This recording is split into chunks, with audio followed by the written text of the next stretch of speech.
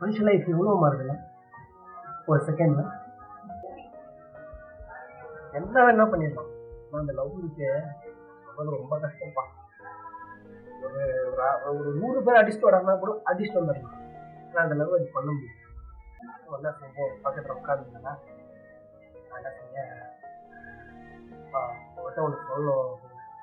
என்னடா அதுவா அண்ணா இப்போ தப்பா நினைச்சிக்க தப்பா நினைக்காம இருக்குடா. இது வந்தாலும் சொல்லு அவனை லவ் பண்ண இப்படிதான் பட்டுன்னு சொல்லிட்டேன்.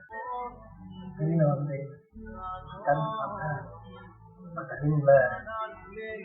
என்னோட நேமோட ஸ்டார்டிங் இருக்கும், அவனோட நேமோட ஸ்டார்டிங் இருக்கும் போட்டு டிசைன் பண்ணி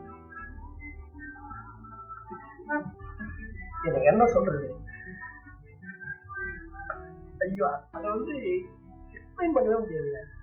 அப்படி ஒரு எனக்கு ஒரு மட்டமான ஒரு சந்தோஷம் அந்த நேரத்தில் என்ன கொடுத்தாலும் பண்ணி வேண்டாம் தாங்களா பார்த்துக்கலாம்டா அப்படின்ற மாதிரி அவங்களுக்கு என்னன்னா செய்யலாம் அப்படின்ற மாதிரி பயங்கரமான சந்தோஷம். எதிர்பார்க்காத ஒரு ஃபோன் கால் அவர்கிட்ட இருந்தான்.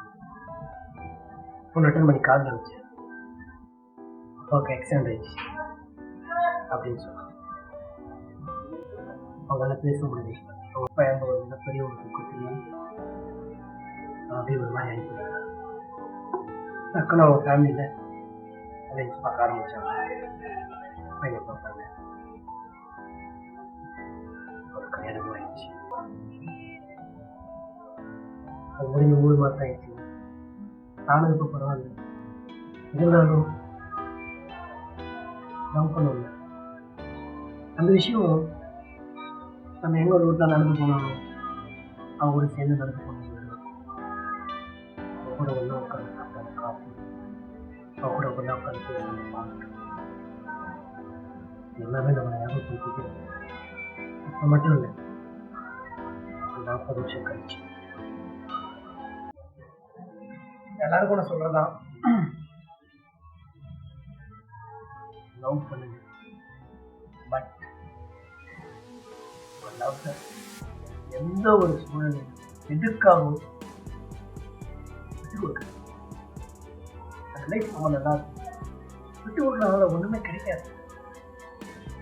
நீங்க ஜெயிச்சு பாருங்க, உங்க லெவல அட்ஜஸ்ட் பண்ணி பாருங்க வேற மாதிரி.